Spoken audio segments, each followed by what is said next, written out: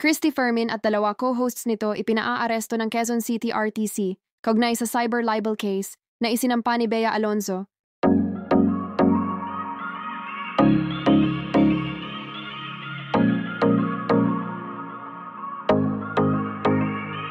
Christy Fermin at dalawa co-hosts nito ipinaa-aresto ng Quezon City RTC kaugnay sa cyber libel case na isinampa ni Bea Alonzo. Kaugnay ito ng sinasabing paninirang puri niya sa actress na si Bea Alonzo. Inirekomenda ng Office of the City Prosecutor ng Quezon City na makasuhan ng cyber libel si Christy nitong June 2025.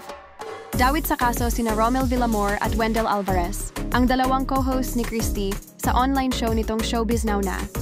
Ang mga naging issue ay ang pagbabalita nila na hindi tamang pagbabayad daw ng buwis ni Bea. Mali at mapanirang impormasyon sa kanya kasabay ng kanyang paghihiwalay sa kanyang boyfriend na si Dominic Roque. Ayon pa sa fiskal, walang naipakitang pruweba ang kampo ni Christy na totoo ang nilalaman ng in-upload niyang mapanirang vlog laban kay Bea sa YouTube. Sa kautusang inilabas noong Hulyo 21, 2025, nakita ni Judge Cherry Chiara Hernando na may probable cause upang isalang sa paglilitis ang tatlo. Itinakda ang bail o piyansa sa halagang 48,000 kada isa.